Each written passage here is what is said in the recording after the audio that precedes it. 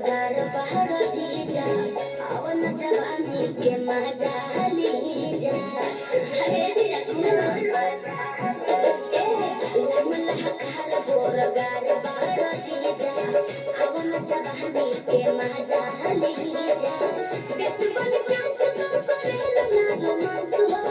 देख बन चांद तो करेला ना रोमांस हो मोहन कैसे ना लाजा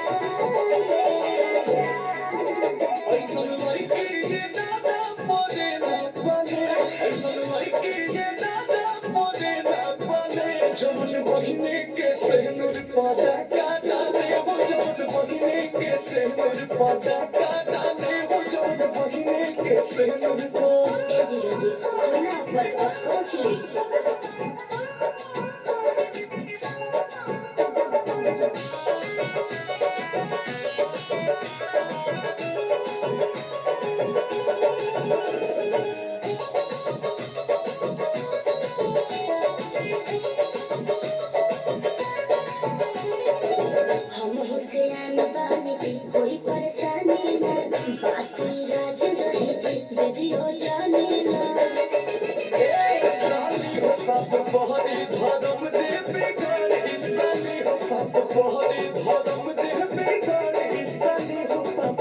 सोचा फिर ये तो हमारे साथी रिया सोचा फिर ये तो हमारे साथी रिया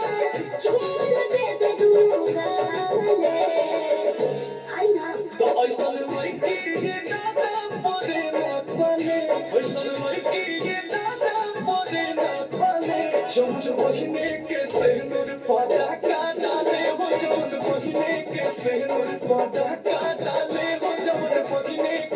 जीजा जी बात को समझिए ना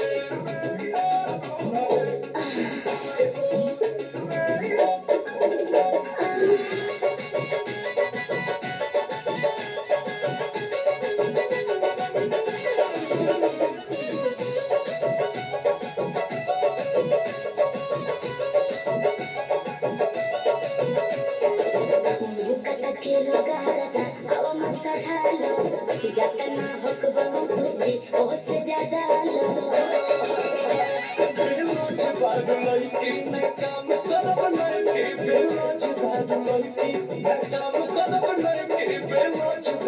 गम चल जाए तो बना भेटाई गम चल जाए तो बना भेटाई तोहरे से हम साले साले हाथ मत रहो